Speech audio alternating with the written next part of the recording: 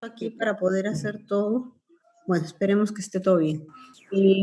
Antes de seguir adelante, quería contestar algunas de las preguntas que me mandaron. Entonces, a ver si me recuerdan hasta dónde llegamos ayer, por favor.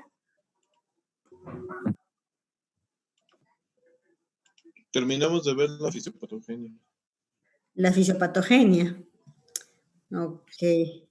A ver, espérenme que esto no me deja compartir la pantalla. No sé qué le pasa a esta cosa.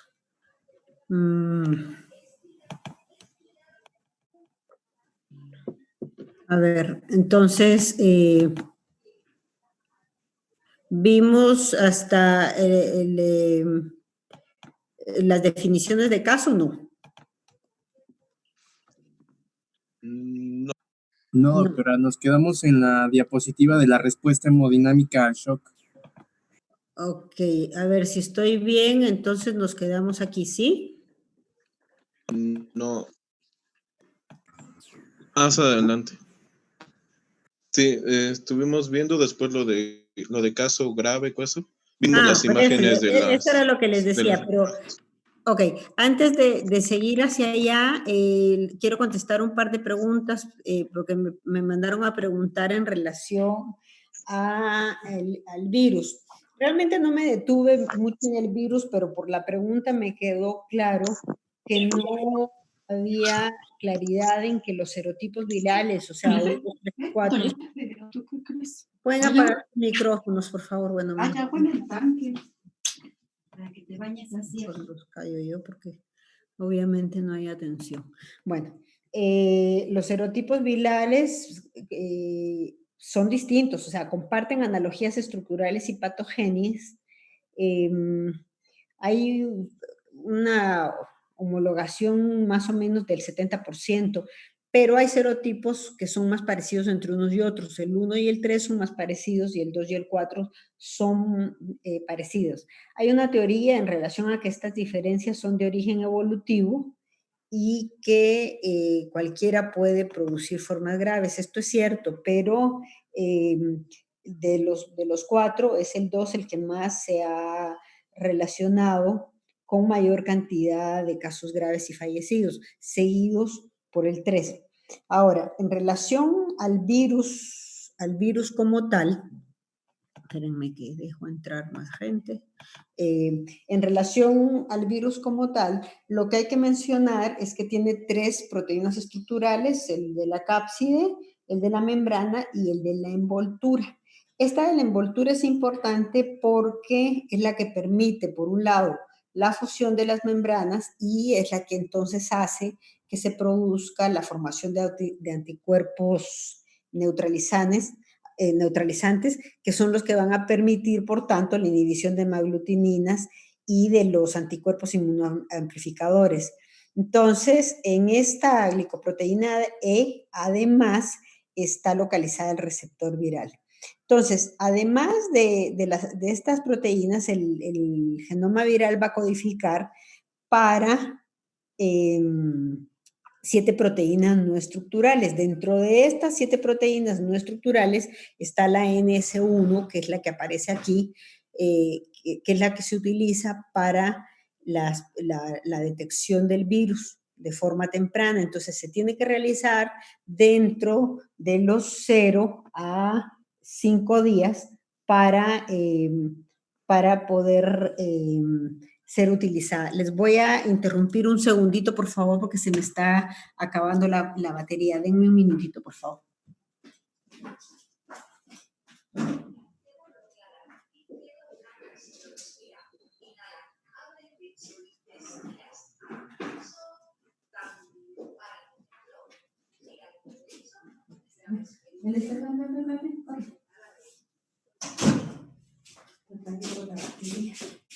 Uy, se va a cortar. Se va a cortar. Sin previo aviso.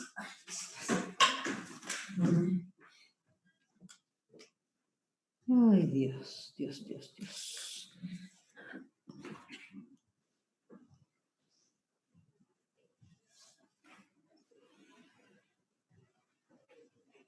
A ver si... abrir esta cosa. Por Dios.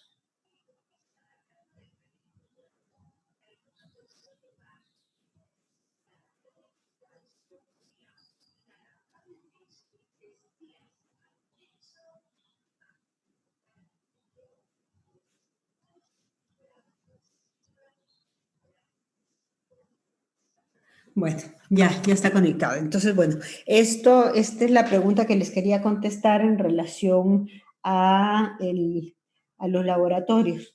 Entonces, esto es lo que pide la Secretaría de Salud, el que se envíen dos mililitros de suero para ser procesados. Entonces, si seguimos hacia adelante, lo que vemos es que la clasificación del dengue se ha modificado totalmente, ¿no? Se ha modificado totalmente en un primer momento, bueno, no en un primer momento, hasta hace unos años hablábamos de fiebre por dengue, de fiebre con manifestaciones hemorrágicas, fiebre hemorrágica del dengue y síndrome de choque por dengue. Sin embargo, esta clasificación fue simplificada porque finalmente hay evidencias de sangrado, no hay evidencias de sangrado y se pasa, por tanto, a dos. Entonces, lo que tenemos es el dengue con y sin signos de alarma. En el primero simplemente la fiebre asociada al dengue. Cuando hay signos de alarma, el paso hacia el dengue grave es un paso realmente muy lábil, que se caracteriza por la fuga plasmática, la hemorragia grave o la falla importante a órganos. A ver, aquí Francisco está pidiendo la mano. Dime, Francisco. Bueno, doctora, una pregunta. Estoy leyendo y muchos autores concordaban en que la presentación del dengue grave normalmente se da en las infecciones. ¿Qué tan cierto es esto? ¿O se puede dar desde una primoinfección? No, a ver, no entendí la pregunta. Ya, es que muchos autores manejaban que la presentación del dengue hemorrágico se daba normalmente cuando había una reinfección, o sea que la persona ya había cursado por dengue y se volvió a afectar de dengue y ahora sí progresaba un dengue hemorrágico. No, pero ya no entendí. Esto ayer se le señalaba esto precisamente, en donde lo más frecuente es que efectivamente el dengue hemorrágico se dé en una reinfección a partir de que la respuesta está dado por anticuerpos no neutralizantes que formaban complejos, que entraban a los monocitos, que es en los monocitos en donde no son solo células dianas, sino se produce la replicación virial. Entonces, la formación de estos complejos con anticuerpos no neutralizantes es lo que propicia la realización, bueno, además de todo el mecanismo de apoptosis y de interleucinas y factor de necrosis tumoral, es lo que propicia el dengue hemorrágico. Entonces les decía que en la mayor cantidad de casos el dengue hemorrágico se produce en una reinfección, pero que existen casos en donde esto se da en la primoinfección, sobre todo si lo que está asociado es el DEN2. ¿Sí?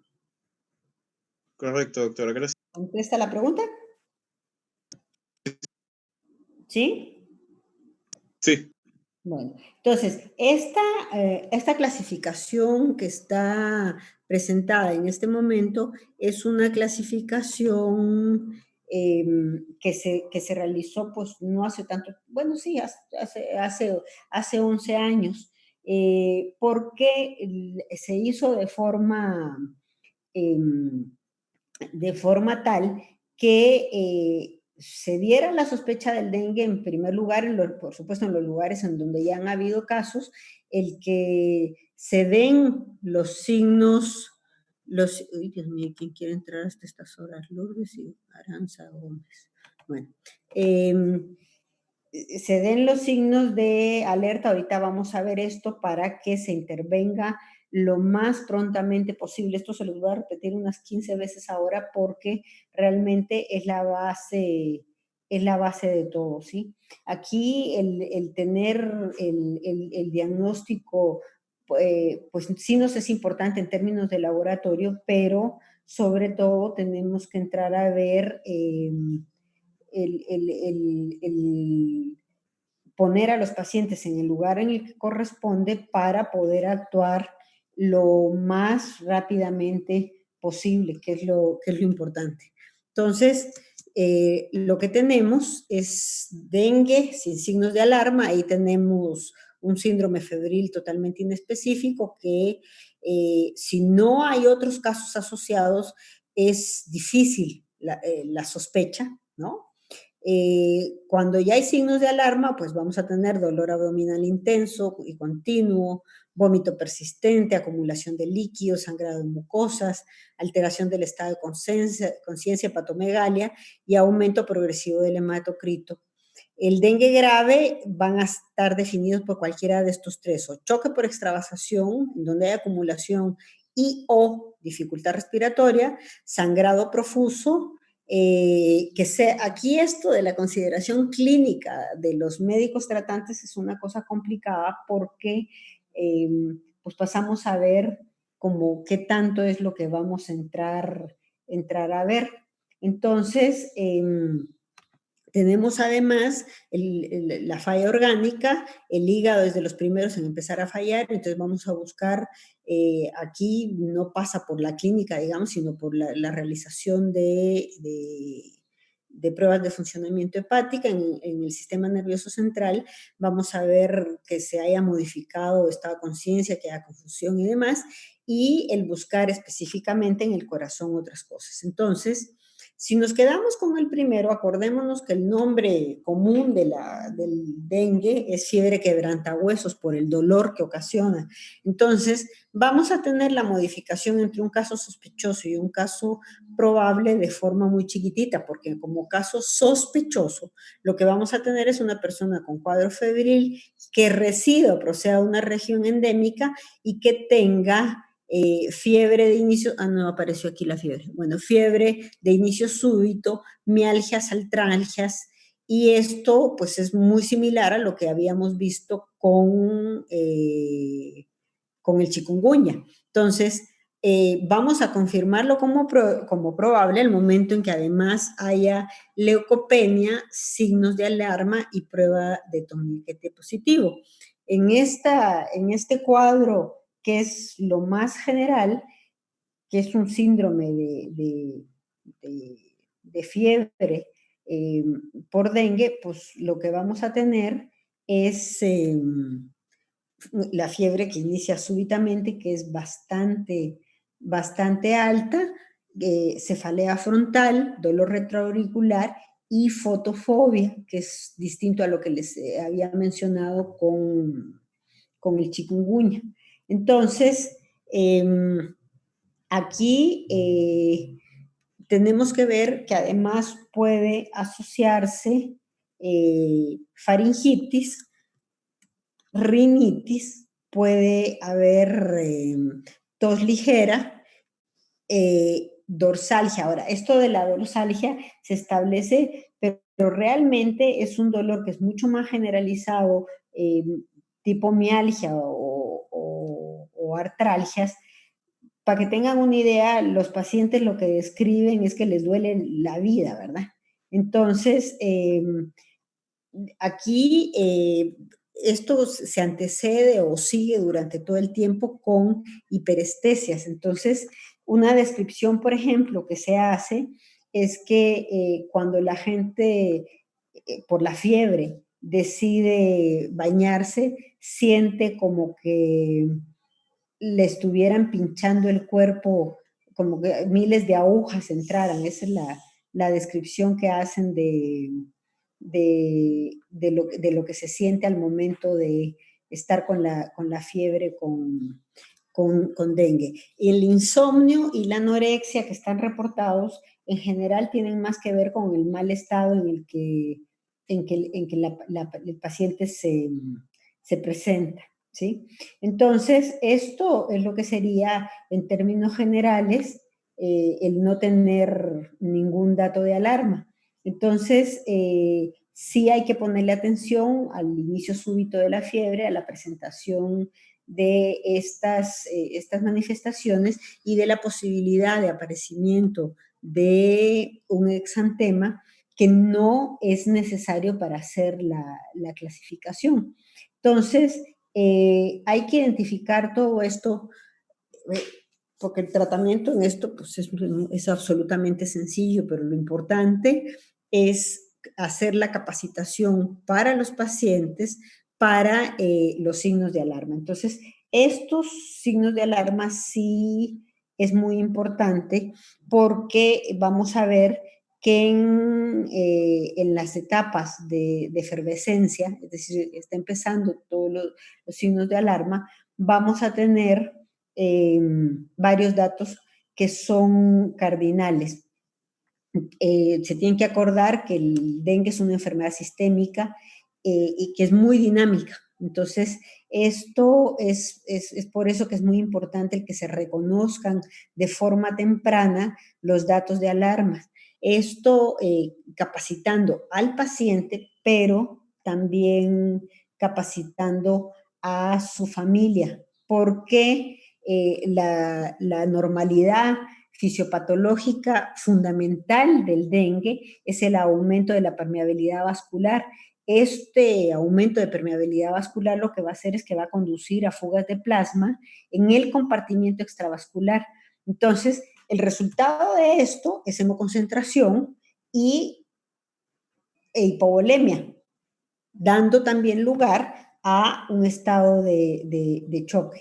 Entonces, aquí la sospecha de la permeabilidad vascular la tenemos que valorar sobre todo con el hematocrito, buscando de forma intencionada y clínicamente los datos que nos indiquen que esto está pasando. Entonces, el primer signo es el dolor abdominal intenso y continuo.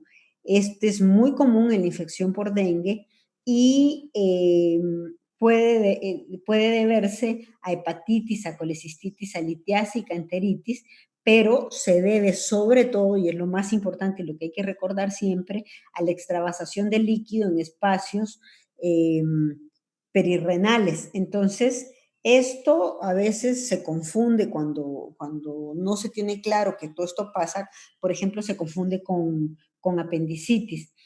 Lo que tenemos que ver aquí es primero la historia del aparecimiento de la fiebre antes del dolor abdominal y darle seguimiento a esto. El segundo punto es el vómito incoercible que nos va a ocasionar la precipitación de la hipovolemia, inquietud, confusión y letargia. Por eso les digo que tiene que ser no solo el paciente, sino la familia, porque pues ni modo que el paciente diga estoy letárgico, ¿verdad? No hay capacidad de eso, entonces la familia es la que tiene que reconocer que estos son signos de alarma.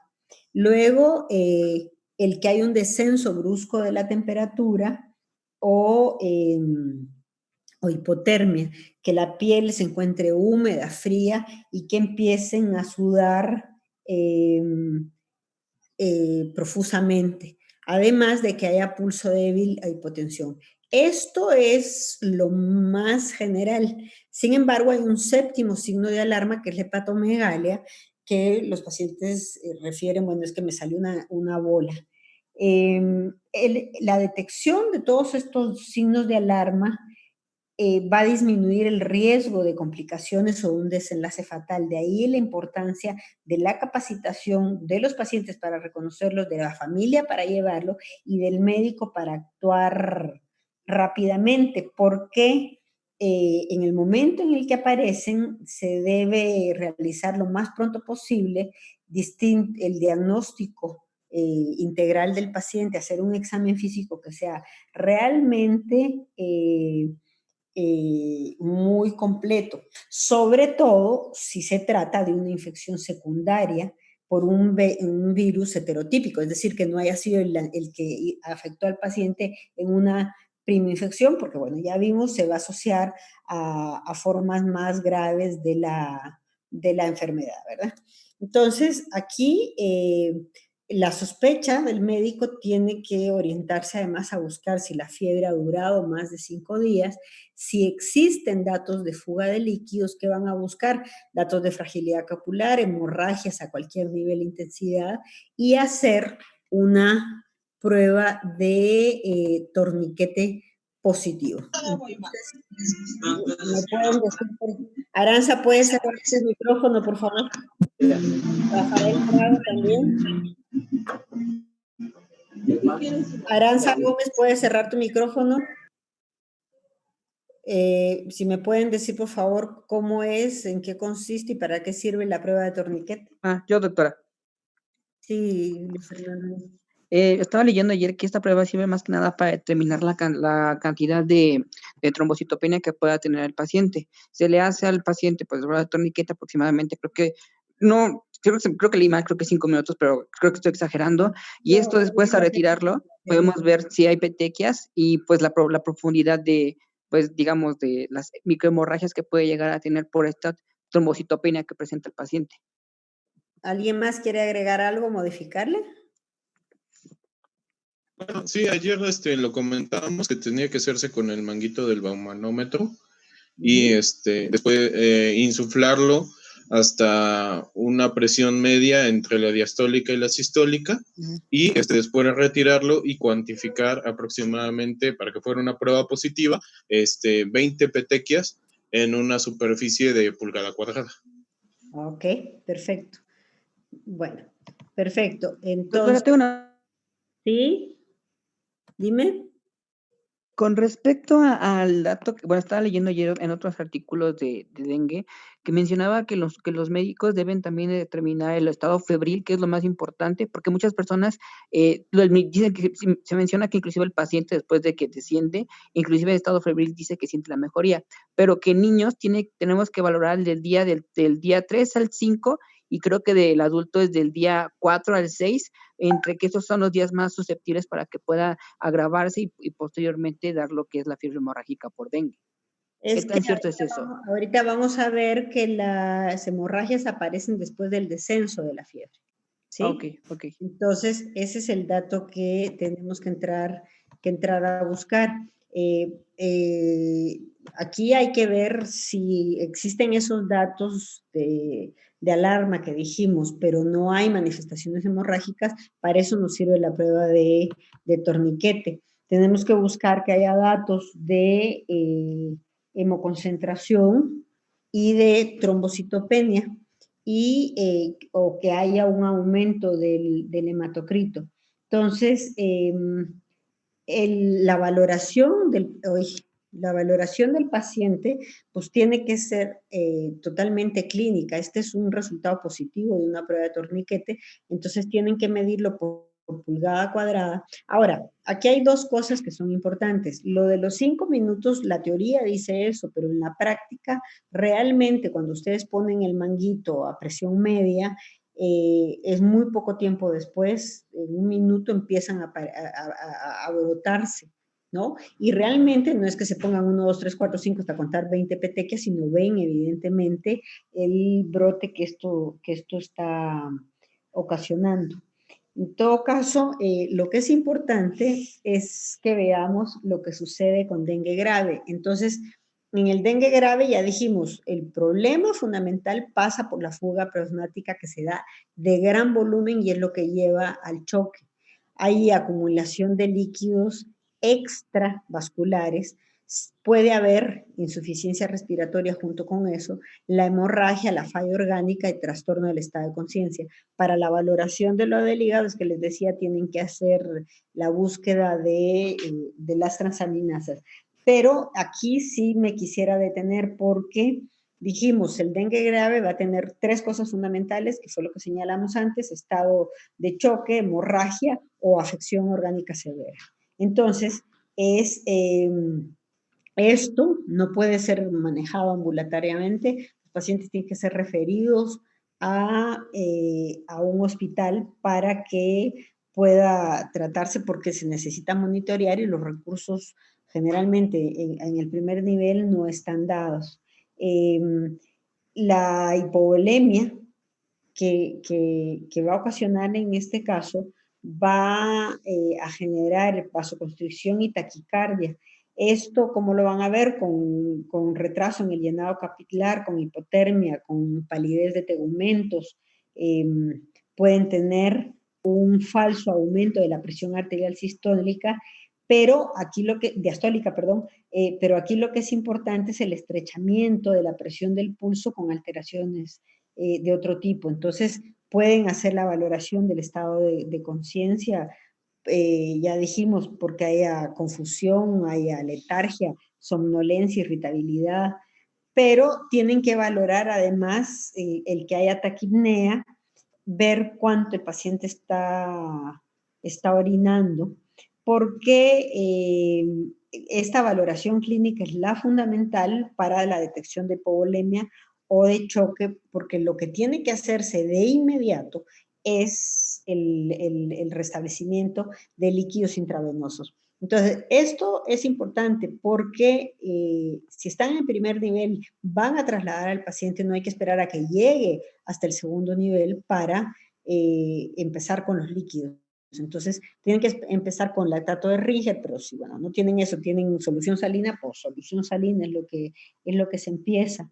El problema es que, dado esto, si la hipovolemia no se corrige, el paciente va a progresar a choque refractario.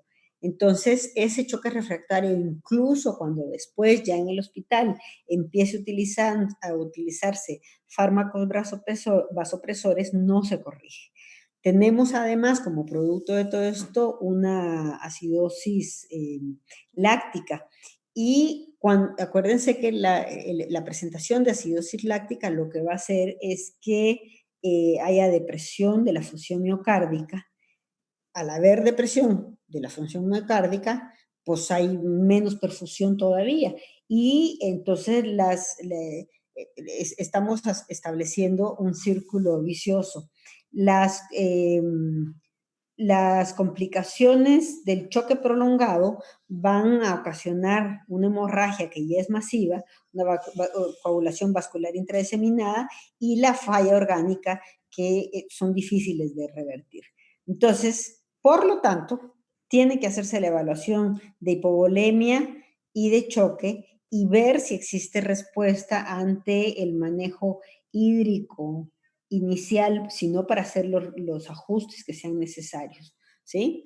Vamos a tener que la hemorragia se va a presentar generalmente después de que la fiebre ceda, en el día en el que esto se dé, puede manifestarse como epistaxis, como gingivorragia, como hematemesis, melena, hematoquesis, va avanzando a tal punto que con solo los lugares en donde se puncione para canalizar al paciente haya sangrado, hay sangrados masivos en la piel que pueden empezar simplemente por algunas petequias y después irse profundizando como en las fotos que están aquí con equimosis, con hematomas amplios. Se da entonces ya no un simple rash macular, si no es un rash petequial, puede haber metrorragia y esto va ocasionando fundamentalmente el que haya deterioro del paciente, pero generalmente hay además hemorragias que están ocultas, ¿sí? Generalmente, ante una pobre respuesta con las soluciones y el choque persistente, es que aparece todo esto, ¿no? Entonces, vamos a tener hemorragias que son mucho más agudas y que pueden a veces hasta ser diagnosticadas post-mortem, como la que pueden ver aquí en la foto de este cerebro. Aquí lo que tenemos que pensar siempre es que estas hemorragias son multicausales, es decir, vamos a tener factores vasculares, porque ya dijimos, el virus incluso puede tener afectación directa sobre las células endoteliales, vamos a tener desequilibrio entre los distintos factores de coagulación, fibrinolisis, va a haber trombocitopenia, de las cosas básicas que se va a presentar en esto. Entonces, cuando van a encontrar un sangrado como el que están ejemplificado en estas fotos, pues normalmente lo que van a tener es a un paciente en un choque que es bastante profundo, en donde se va a combinar la hipoxia con acidosis metabólica y que va a condicionar irremediablemente la falla orgánica múltiple. Ahora, en la guía del CENETEC van a encontrar que dice que hay que estar haciendo citometrías hemáticas. Aquí esto tiene un valor, pero es absolutamente relativo, porque por supuesto que si no tienen respuesta con las soluciones endovenosas y el choque persiste, pues no pueden esperar hasta que el hematocrito se caiga y deben administrar entonces las transfusiones, aunque la hemorragia no la tengan evidente. El problema es que generalmente el dengue se presenta masivamente y no existe posibilidad para después de cada carga de soluciones estar midiendo el hematocrito. Entonces, aquí tenemos que la clínica es absolutamente fundamental para el manejo para el manejo de los pacientes en todo sentido, ¿sí? Vamos a ver que este manejo del paciente empieza desde la necesidad de hospitalizar por hipovolemia. Entonces nos tenemos que acordar que son los datos que tenemos de deshidratación. Entonces estos son un recordatorio, esto ya lo vimos. Entonces si tienen un paciente deshidratado van a tener porfiria, marmoria, hay una disminución de los pulsos periféricos, retardo en el llenado capilar, la tensión diferencial está disminuida, hay taquicardia, hipotensión, cambios en el estado mental y por supuesto se deja de orinar, ¿sí? Esto hace que sea necesaria la hospitalización del paciente. En las mujeres embarazadas, con solo la deshidratación es necesario el inicio de soluciones cristaloides y el envío al hospital. Si a esta deshidratación se le agregan los signos de alarma, pues el asunto es bastante más complicado. Ahora, les quisiera recordar que otra de las cosas que no apareció aquí, pero que sí estaba en la anterior, era lo que hace a la función hepática.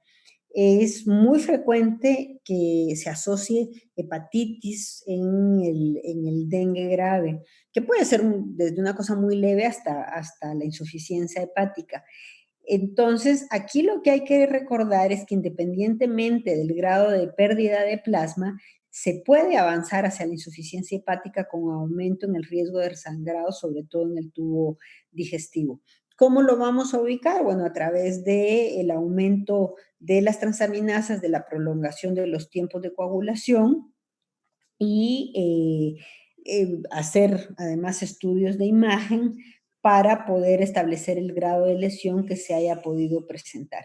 Por suerte, otro tipo de datos como los cardíacos o los del sistema nervioso central se presentan en menor grado, pero los del sistema nervioso central pueden ser variables porque puede asociarse encefalitis, y aquí también, al igual que lo que hablamos con el chikungunya, también se puede asociar un síndrome de Guillain-Barré. Una recomendación que es importante es que donde hay manifestaciones neurológicas hay que hacer una punción lumbar y realizar estudio citoquímico y las pruebas serológicas ahí en el líquido cefalorraquídeo. El tratamiento pues va a empezarse desde que se trata de la fiebre hemorrágica por dengue, con cosas sencillas, pasa por el reposo, pasa por la hidratación. Esto de la hidratación es importante desde que empieza la fiebre por dengue. Si se trata de una sobreinfección, como existe más riesgo de hemorragia, adquiere un valor cardinal el de la hidratación. E incluso en pacientes que han sido trasladados por datos de alarma a una unidad hospitalaria, si existe tolerancia a la vía oral, pues se establece a través de ella, ¿sí? Si van a usar un antipirético, es el paracetamol, el único autorizado en México. Uno de las cuestiones que condiciona el avance, el pronóstico que un paciente vaya a tener, pasa por la valoración, el monitoreo que hagan permanentemente. En la guía nacional nos dice de 24 horas. Realmente a veces esto es prácticamente imposible, porque ustedes imaginen si un paciente totalmente adolorido, con 40 de fiebre, para estarse desplazando a un centro de salud que le queda una distancia X para la valoración clínica. Lo que se hace en muchos momentos es capacitar a los promotores para que vayan a la casa a ver si estos signos de alarma no se han establecido. Pero para lo que sí tienen que citar a los pacientes es para la serología. Y sobre todo, instruirlos sobre los datos de alarma.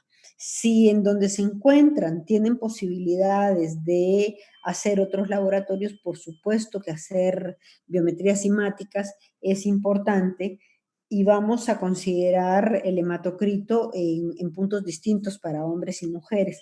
Entonces, a partir del 30% en mujeres y a partir del 40% en hombres, vamos a ver que estamos ya teniendo un problema de fuga plasmática en donde el monitoreo tiene que darse muy cercano, establecer ahí sí los líquidos intravenosos.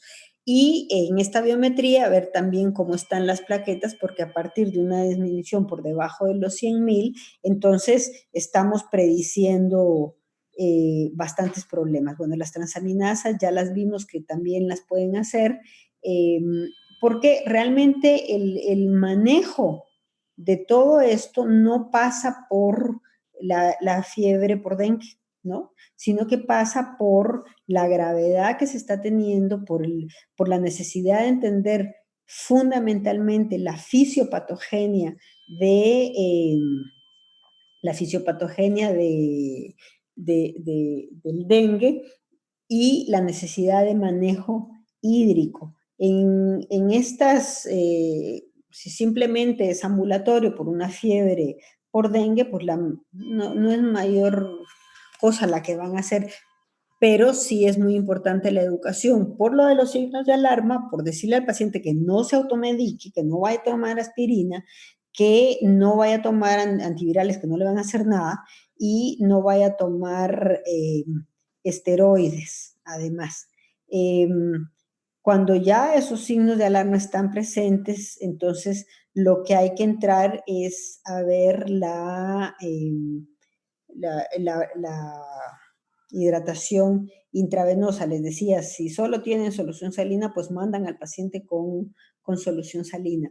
En un siguiente momento, lo que tenemos que ver es que esas soluciones intravenosas estén realmente respondiendo para que se estabilicen los signos vitales y no haya necesidad de